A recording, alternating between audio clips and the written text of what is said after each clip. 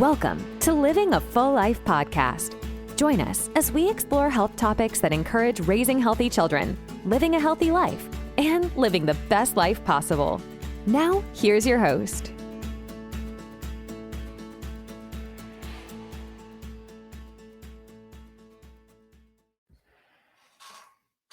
Hey everyone, welcome to another podcast of Living a Full Life. I'm Dr. Enrico Dolcecore, and we got probably one of my favorite guests on today. I got 3 daughters, but my oldest one's joining us today. Hi, Elliana. How are you? Good. Good. She's joining us today. We're going to do a back to school podcast. And I thought, what better back to school podcast than putting students right onto the podcast and telling us how it's all going. So great. It is that back to school time. What grade are you going into? 4th. How are you feeling about it? Good. Good. Well, at this time of the year, now that you've done this a couple times, 2nd grade, 3rd grade, now it's 4th grade. Do you feel excited? What are your emotions this time of the year? Like, we're going back on Monday. What are the emotions that go through your mind when we're going through back to school? I feel excited because I get to meet new people and I get to learn more stuff. And I also feel kind of sad because I have to leave my family every single day and go to school. That's great. I mean, we've had a pretty awesome summer, right? Yeah. It's pretty awesome. We're going to miss you too.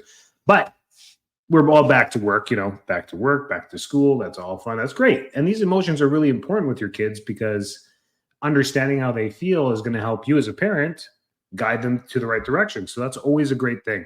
So now we're going into 4th grade. What are you excited to learn about? What are you excited for the whole year, not just for this week, but what are you excited about for 4th grade? What's the big leap from 3rd grade that you think you're going to go through in 4th grade? Probably learning a lot more multiplication and more times tables, and meeting new friends too. New people. Yeah, it's nice how they switch the classrooms up every year, right? You get to meet new friends, make new connections. It's great. Yeah, math for sure. Yeah, math and English, and I'm sure you're going to learn a lot of great stuff.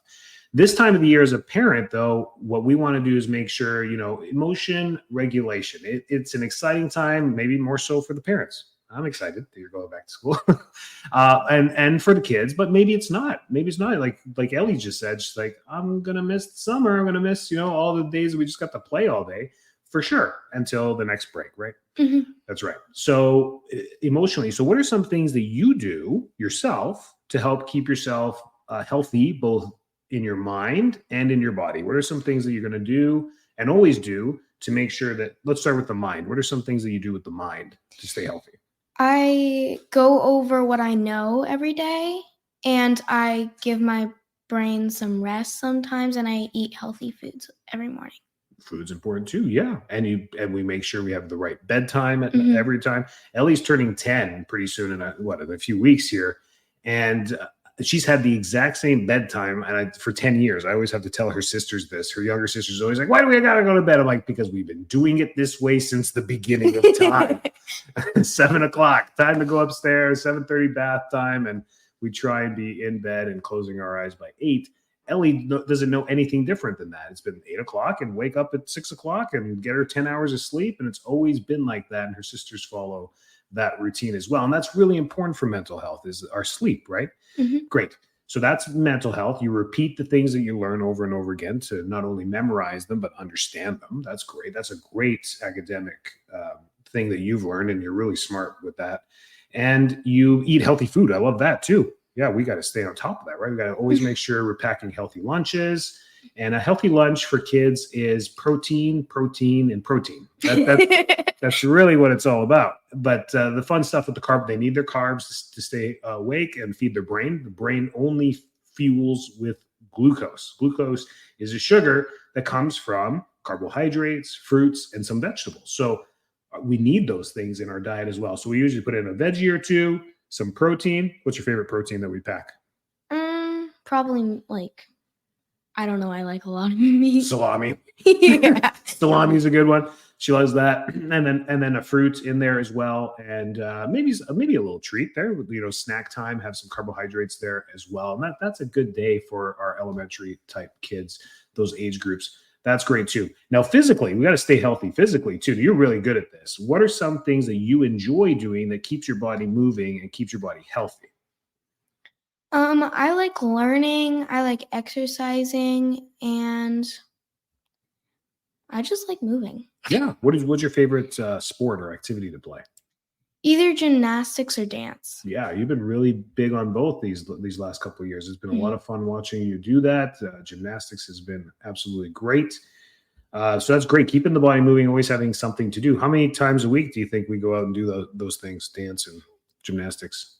Um, we used to do 2, but I think we're moving it to actually, we might stay it to 2, I don't know. Twice a week? Yeah, twice a week. Twice a week, yeah. Probably. Gymnastics. With gymnastics and dance, yeah, it could be 2, 3, 4 times a week. They kept themselves busy for sure. That's great. But it's important to have those things as well. Extracurricular activities for our kids to keep them moving, keep them active. It's really important to incorporate those things in their daily life as well. So, how do you stay active at school? Does your school do anything to keep your body moving? Do you guys do anything there? Yeah, in my school, we do lots of like breaks and we do a really long recess at the end of the day, and we just keep going. Yeah. And during recess, and do you have any like activity classes like physical education or anything like PE? Yeah, we have PE, we have nature, which we go outside and just walk around looking at things, and we also have garden. Yeah, your school does a great job. They Mhm. they go to a unique charter school where it's a nature-based school, and not only do they do PE every other day, but they also have nature and garden where they get to go outside. It may not be physical activity intensive, but they go out there and they learn about nature, so weeds, plants, birds, animals, everything there, and then how to grow a garden, how to sustain food. Right, that's pretty cool too.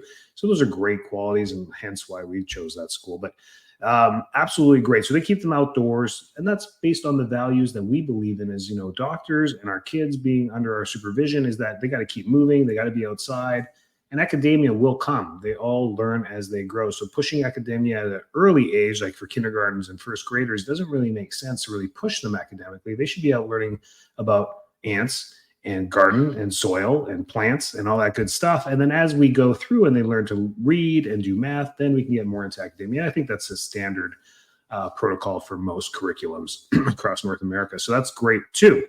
What are some things that you look forward to when you do go to school? What are some of the funnest things that happen each day? I really like recess at the end of the day because I get to move a lot. And I also like eating lunch in the middle of the day. And I like playing with my friends too. Mm, mm. But no social studies or Uh, English or math. It's funny. No, I knew that was going to be the answer. The fun things, or what are the fun things are, they're kids, and we gotta make sure they get that time to play with their friends and be together and be outside and have the fun that's there. Because academia can get kind of redundant. It's all English every day, math every day. Yes, they got to learn. They're going to do it. They're going to learn. It's amazing what their brains can do. But that's every time you ask them, that's not the funnest thing in their life. So that's cool too. So make sure we facilitate those things as parents to make sure they're having play dates, fun, inviting people to their birthday parties. How many people are coming to your birthday? I don't know I don't know. yet. She's got a lot of friends. A lot of girls will be here. That's gonna be a lot of fun. So as a parent, these are the people listening. I don't think we have any fourth graders listening to my show. No, probably not. So a lot of the parents that are listening, back to school is stressful. And now that you're listening here, Ellie, for parents as well, we got to get everything ready for you guys. We got to get school supplies. We got to make sure your schedules are there. We got to make sure that you're organized for the school year and all the events that you're going to do and prepare our time with you. So that's really important for us as parents to do that. And it can be stressful, but it doesn't have to be. It doesn't have to be. Take the time, prepare early. Don't wait till the last minute. All the little things that parents know, but we still do the same mistakes. And make sure you spend time and quality time. Now, weekends become very, very important for families moving forward because now parents are working all week, kids are in school all week, and the weekends become almost more precious time together. So making sure you find time to spend with the family in the evenings and together around all the hustle and bustle is really what healthy family dynamic is all about. So really just spending time together. So no matter where your kids are in age, whether they're going into elementary like mine or middle school or even high school or even college, I mean, these are our children. You want to facilitate and help them as much as you possibly can. The older they are, the more self-sufficient they are. But that's the important things to take away with as a parent. What are some tips that you have, Ellie, for kids that, you maybe go to school with or that you know of that they can do when they're getting back? I mean, what is some advice you have for them? Maybe they're scared to go back to school. Maybe they're anxious about who's going to be in their class. Maybe they're worried about bullying. What are some tips for kids that are maybe worried? What do you do when you're worried? What do you do to prepare yourself? Whenever I'm worried, I just go and see what's going to happen. And then if I don't like it, I'll tell my parents. And if I do like it, I'll tell my parents too. Okay. So you just go into it. You're like, how do you make yourself just, even though you're worried, what makes you go into it and be like, okay, you know what, even though I'm worried, I'm going to go do it. What ends up happening when you do that, even though you're worried and you go into something, what makes you brave enough to still do it and not just stay in the car and not get out? What makes me brave enough is just, I know in my school, a lot of people are nice, and I remind myself of that. And I know if they're not nice, then I'll tell my parents, and my parents will try and help me. And Great. then that will help a lot. Yeah, that makes me proud. That is what it's all about. So making them understand that the world is a good place. And once they go in there and they experience that, they know who to talk to at the end of the day. So I love that you said your parents, because we're the rocks. That's awesome. It's a great episode. Maybe we'll do another one with my middle daughter. I think she should do one too, right? She'll be a hoot. That's great. So back to school, don't stress out. Everyone should just implement organization at this time. Get your calendars ready. The best thing you can do for kids, especially young kids, is structure. Parents, create a structure, create a routine, create a schedule, stick to the schedule, and the rest is a little bit more digestible for all of us. Otherwise, chaos kicks in very quickly when we're all scrambling and we have random schedules. So I know some parents have like shift work and different things where they work days and nights. It all becomes difficult, but just organization at the beginning can save a lot of strife and anxiety for everyone. Good luck this school year. Have fun. And I can't believe that we're back to school. Thanks for being here, Ellie. You're welcome. Thanks so much for tuning into this episode of Living a Full Life podcast. If you're enjoying the show, please feel free to rate, subscribe, and leave a review wherever you listen to your podcasts. That helps others find the show, and we greatly appreciate it. Thanks again for tuning in, and we'll catch you in the next episode.